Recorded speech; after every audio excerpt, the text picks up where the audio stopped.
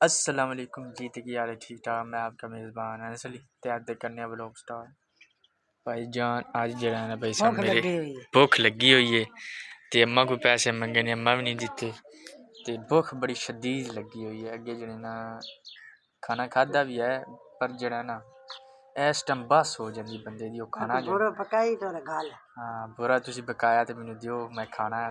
भुख लगी हुई है। अम्मा तू ही खाना ते होर तेनू भुख लगी? लै भी तुसी दोस्तों बजट दी को नहीं खादी। लै भी मैं तो 2 बारी खाधी है फिर भी जड़ी ने भुख लग पई। तो एक न्यूज़ नवीं बाकी जड़ना बंदा जा रहा सुनता कराने वास्ते, मेरा कज़न तो बड़ी धूमधाम ना जड़ियां करनियां ने सुनता तो इसलिए जो है ना रेडी हो रहा है तो उन्होंने बंदा देना तैयार तूर कर रहे हैं तो लैके जा रहे हैं हॉस्पिटल तो उतों सुनता करा के लिए उसे और आवे भी दिखदे रवि और आवे भी कोई ना। हाँ डीकते ना सिर्फ ये कि बोरा तुसी जने ने गल्लो सानू मैं आख्या तो है हुण पता नहीं गलदे कि नहीं। चलो आप जड़े ना खा लीए ए पक्से ना हुण पका जल्दी जल्दी तेनू खा भी नहीं उन दुआए च कैसा है किदू उन बुरा गल्ले ना बोरा ये ना पता नहीं की पकाया आप नहीं ना खा सकते। हाँ इसलिए जड़ा है ना आप उन्हें केड़ा भाई बकरे दे पट पकाए ने। कोई पता नहीं बकरे दे पट पकाए हुए नहीं। चलो अम्मा पता नहीं काले क्यों ने सारे ये भाई सब कद्दू लैने ते आ वेख लो सारे ही खराब निकली आंदे। बाकी ये कद्दू नहीं बताऊं ने मैनू भलेखा लग गया, बाकी जो है मैनू तो एडा नहीं पता। पूरा आए बंदा जो है ना निकलिया है बाहर फिर वड़ गया। मैं आख्या चलो तारफ करा ही छड़िए उनका थानू जिंदियां सुनता हूँ। आ वे लो सारे काने ने भाईया इत्थे आंदा है सब्जी बेचण वास्ते।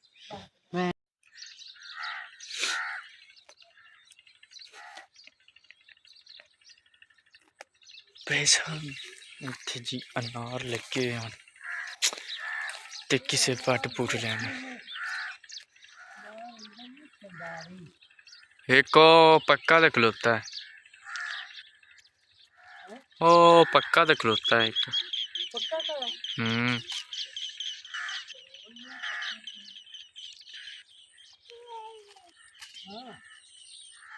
खाना ही कुर्बान खाना ही अनार लियावा फिर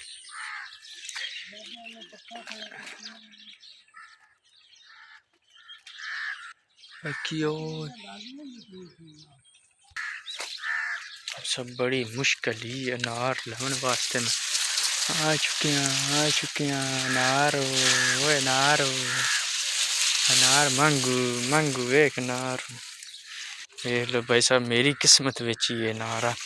ये था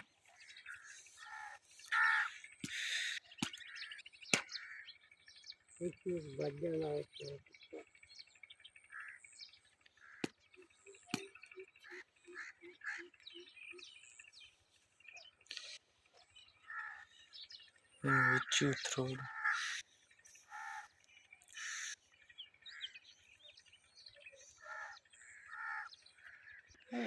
पैसा अनार जरा अनाज कंदारे खाने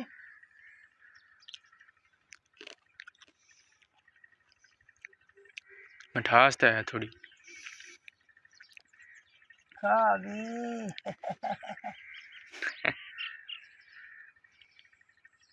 जी तो अज फिर जने हॉस्पिटल आए सी तो क्योंकि दवाई लैनी सी कुछ तो लैके जने हम जा रहे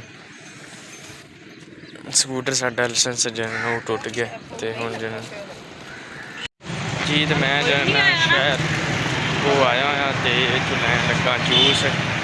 बाकी जने सिस्टर के कुछ दर्द सी इत्थे ते उन्होंने हॉस्पिटल लैके आए जिक्र जने डॉक्टर को नहीं आया तो असं कुत्ते तक जूस पवाने किन्ने का 30 रुपये का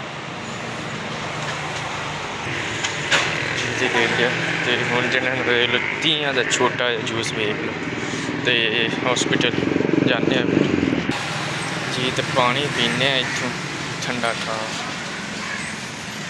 पानी है बिच है बाकी गिलास आ पे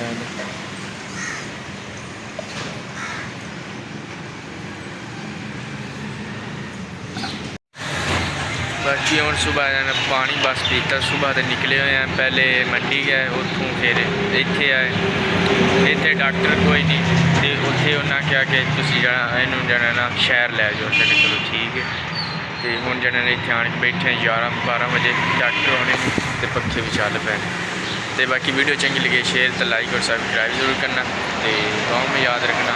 अल्लाह हाफिज़।